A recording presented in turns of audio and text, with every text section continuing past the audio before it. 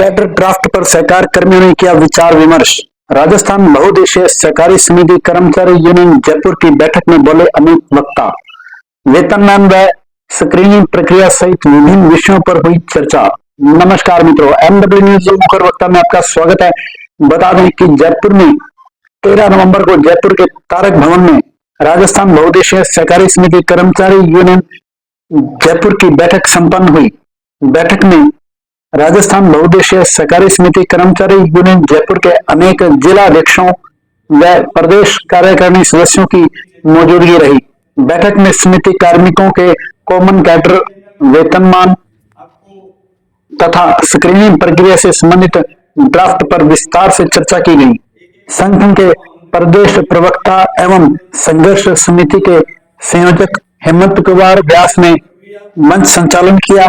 जिला अध्यक्षों और प्रदेश पदाधिकारियों ने अपने अपने विचार व्यक्त किए। यूनियन के प्रांतीय अध्यक्ष हनुमान सिंह राजावत की अगुवाई में रखी गई इस बैठक में अनेक वक्ताओं ने अपने अपने विचार रखे। राजस्थान बहुउद्देशीय सहकारी समिति कर्मचारी यूनियन जयपुर के प्रदेश महासचिव महिपाल सिंह उर्फ MP सिंह ने अपने विचार रखे। वक्ताओं ने क्या कहा हम आपको अलग अलग वीडियो में दिखाएंगे।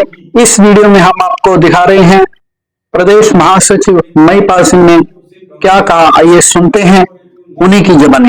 सबसे पहली और मुख्य मांग है, ये तीनों संगठनों की मुख्य मांग है कि 17 से पूर्व लगे साथियों की एक बार की स्क्रीनिंग कर दी जाए उनको। इसके बाद राजस्थान में मात्र, पहले भी मैंने कहा था, आज भी मैं कह रहा हूं कि वर्गवाद करेंगे तो अपने साथी अपने ही टुकड़ों में बढ़ जाएंगे। 17 से बाद जो लगे साथी, कोई अपना नियुक्ता कौन है? जब अपने को आप लोगों ने माना ही नहीं हम किसी के कर्मचारी हैं, हम तो संस्था के कर्मचारी हैं और संस्था ही व्यवस्था की नियुक्ति कौन कर रहा है?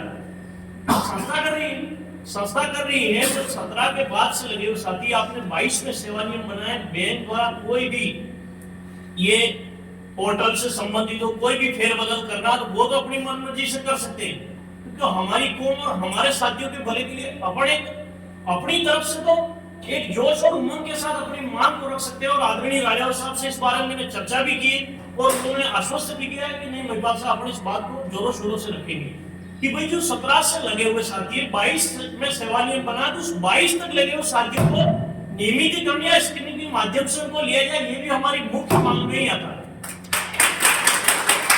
दूसरी बात ये है कि वर्गवाद नहीं करने के कारण अपन बता रहे हैं कि जो भी साथी हमारे सोसाइटियों के अंदर लगे हुए हैं, जिसमें सेल्समैन आ गए, सहायक व्यवस्था अपन भी कभी न कभी सहायक व्यवस्था पर जो लगे हुए स्क्रीनिंग होगी तो 100% हम उनको भी आश्वस्त भी कर रहे हैं। हमारी मांग भी है कि जिस पद पर जो है उस पद पर भी उसकी स्क्रीनिंग होनी ही चाहिए।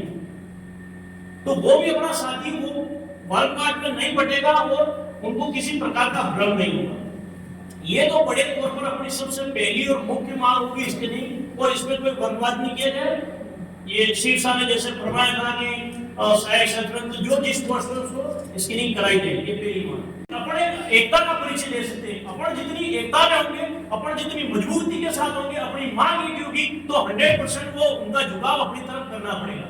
तो संघर्ष समिति जो है उसको अपन यथावत चलाएंगे, अपन नहीं कह रहे। इसमें जो कुछ बीच में बिखराव जैसी स्थिति आई है, मेरा भी आदरणीय सबसे निवेदन है कि अपन सब मिलकर भी जंगम और मिनारिया वो भी अपने ही आदमी हैं, साथ में लेकर चलेंगे। ऐसी मेरी विचारधारा है। आप लोग भी इससे सहमत होंगे। अपन विकराल की स्थिति नहीं चाहते। ठीक है साहब, तो ये स्क्रीनिंग से संघर्ष समिति की बात होगी। अपना दूसरा पॉइंट हो गया ये कैडर अथॉरिटी कॉमन कैडर। अपनी एक ही मांग है, कॉमन कैडर हो या कॉमन अथॉरिटी हो। अपन ये चाहते हैं राज्य बैंक कर्मचारी को जो भी योजनाएं जो लाभ मिल रहा है उस प्रकार का लाभ हमें मिले और हमें फिक्स तारीख को वेतन सरकार या बैंक द्वारा फिक्स हमारे अकाउंट में आ जाए ग्रेड पे के आधार से। और कोई भी परिभाषा नहीं होनी चाहिए। सिर्फ एक ही शर्त है हमारी कि हमारा एक नीचे से नीचे बैठा हुआ साथी या ऊपर की कोई भी सक्षम की सोसाइटी सभी को समान वेतन हो, समान श्रृंखला हो सके, कोई भी वर्गवाद नहीं हो, सोसाइटी का वर्गीकरण नहीं होना चाहिए। ये मेरी विचारधारा। आप लोग इस बात से सहमत हैं? मुझे ये ड्राफ्ट पढ़ा था तो ये लगा था कि ड्राफ्ट 1% साथियों के हित में नहीं है। क्या आप लोगों को लगा? क्या मैंने तो मेरे साथियों से राय ली थी, मुझे लगा था कि इसमें कोई भी लाभ नहीं, क्योंकि इसमें यह था कि सोसाइटी अगर सक्षम है 2.5 या 3 करोड़ से ऊपर किसको सक्षम माना है राजा साहब? मैंने पढ़ा था इसमें 5 करोड़।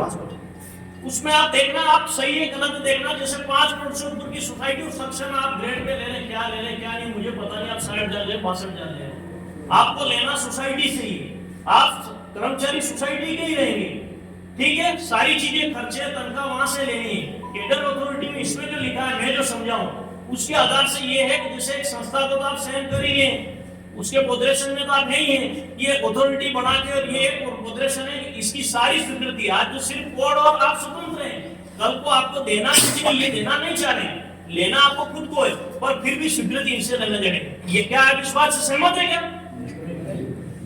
आप जहां हैं उससे गर्त में चले जाएंगे। तो आपसे मेरा यही निवेदन है, राजा साहब से मेरा निवेदन है कि ड्राफ्ट है, मानते हैं कच्चा है, पर कच्चा विचारधारा मैं जो बोल रहा हूँ मेरे मन में वही बोल रहा हूँ, सही है गलत है, मेरे अंदर जो भावना है मैं आपको बता रहा हूँ। कोई शब्द मेरा गलत निकल जा रहा है, आप रोक सकते हैं तो रोक सकते हैं, पर उन्होंने जो ड्राफ्ट किया तो कहीं न कहीं सोच समझ के किया है, तो उसका सरेआम उसका विरोध और उसमें सुधार चाहते हैं कि अपनी एक ही मांग है, समान वेतन श्रृंखला हो और हमें बैंक या राज्य जैसा दर्जा और हमें जो भी फैसिलिटी मिलनी चाहिए शिवसेना का, जैसे वो क्या कहते हैं आरडीएस है, पीएफ है वगैरह, जो भी कम से कम सम्मानजनक होना चाहिए ग्रेड के आधार से। ये हमारा केडर की बात होगी। व्यवस्थापक से एलएस भर्ती जो है, इसमें इन्होंने एक शर्त रखी, इसी ड्राफ्टिंग पे चर्चा कर रहा हूं मैंने आपको ड्राफ्टिंग पे स्क्रीनिंग की जानकारी दे दी, स्क्रीनिंग की जानकारी दे दी, केडर की दे दी, अब इसी ड्राफ्टिंग पे जा रहा हूं मैं। बैंकिंग साइड की जो भर्ती उसमें 20% आरक्षण का जो कोटा है व्यवस्थापक और 100% व्यवस्थापक से जो एलएस भर्ती लेनी, उन दोनों में इन्होंने बाध्यता रखी। क्या बाध्यता रखी? स्क्रीनिंग की।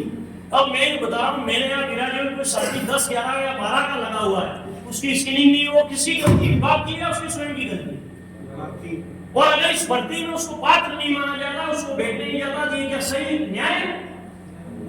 उसकी जिस दिन की ज्वाइनिंग है, उसकी नियुक्ति, उसके आधार से उसको अनुभव देकर उसको पात्रता देनी चाहिए। मेरा सुझाव है अपनी एक ही भावना होनी चाहिए जोड़ने की, ना कि किसी को ठेस पहुंचे, किसी को अपमानजनक टिप्पणियां ऐसी मैसेज ग्रुप के माध्यम से भी नहीं करना है, व्यक्तिगत भी नहीं करना है कोई जानते हैं 4 भाइयों में 2 की विचारधारा अलग सकती नहीं, फिर भी अपन उनको खींच के और उनको सम्मान देके अपने साथ रखना है। और इस ड्राफ्टिंग को आपको फिर शांति से पढ़िए, राजा साहब और कमेटी को मेरा निवेदन है कि अपन ऐसे, मेरा तो यही मानना है, वुमन केडर हो या अथॉरिटी हो, मुझे हमें समान वेतन समान श्रृंखला वर्गीकरण नहीं चाहिए, हमें